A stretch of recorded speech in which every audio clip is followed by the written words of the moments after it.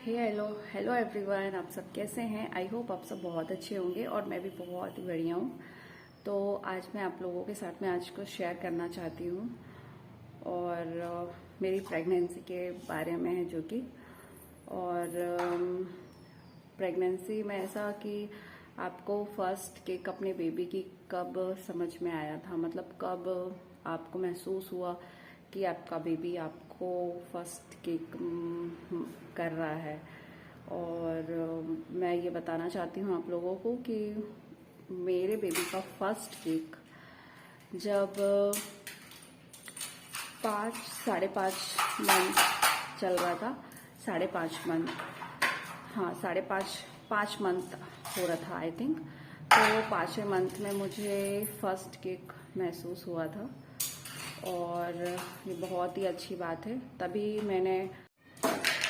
तभी के टाइम पे मैंने अल्ट्रासाउंड वगैरह करवा लिया था और डॉक्टर्स ने बोला कि पता नहीं, मतलब मुझे ये सोनोग्राफी करवानी चाहिए या नहीं, बट ज़रूरी तो नहीं है, क्योंकि ज़रूरी नहीं है कि हम कलर सोनोग्राफी ही करवाएं, क्योंकि मेरी प्रेगनेंसी में ऐसी कोई ट्रेजेडी नहीं थी, ऐसा कोई भी प्रॉब्लम नहीं था। तो लग नहीं रहा था कि, मतलब डॉक्टरों ने बोला हुआ था कि ज़रूरी नहीं है करवाना ही, मतलब करवाओ ही। अगर हाँ 5वें मंथ में जो सेकंड सोनोग्राफी होती है, फर्स्ट सोनोग्राफी मेरी हुई थी सेकंड मंथ में, तो सेकंड मंथ में मेरी सोनोग्राफी हुई थी।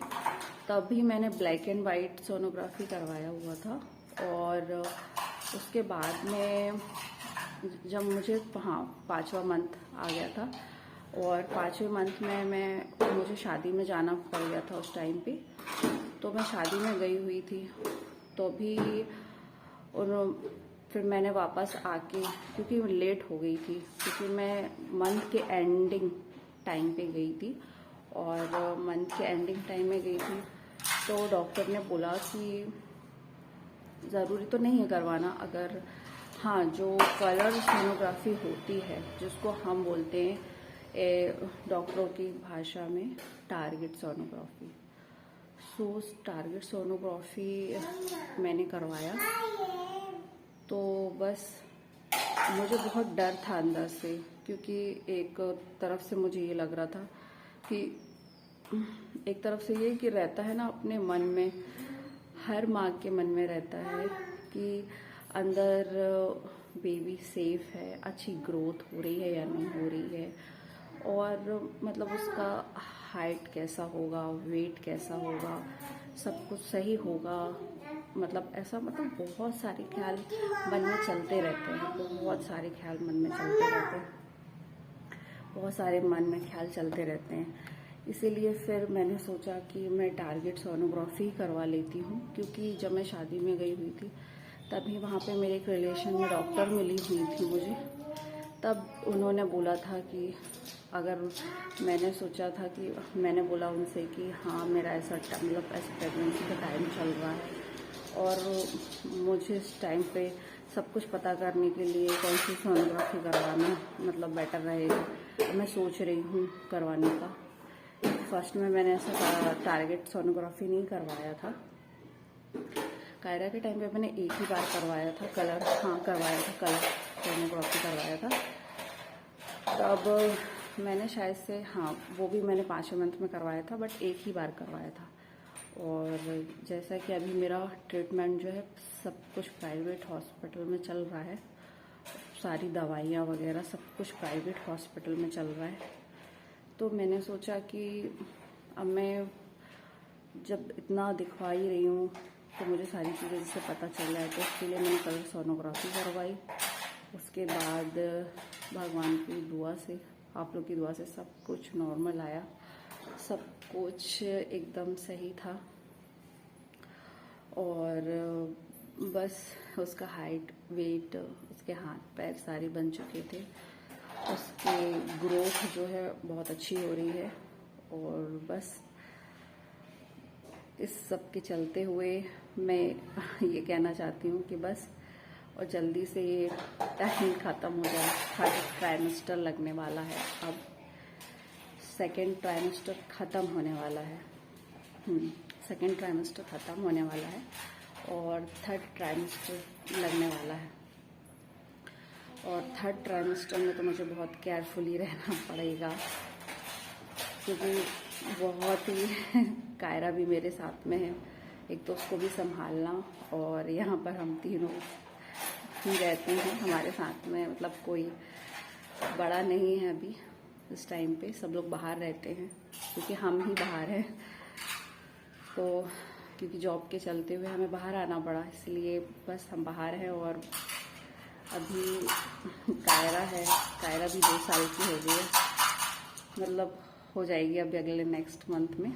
तो बस, और वो बहुत शैतानी करने लगी है अब, कि उसको भी संभालना एक मतलब बहुत ही बड़ा काम। मतलब बच्चों को संभालना, जो अकेले रहता है उसके लिए कितना मुश्किल काम होता है बच्चों को अकेले संभालना।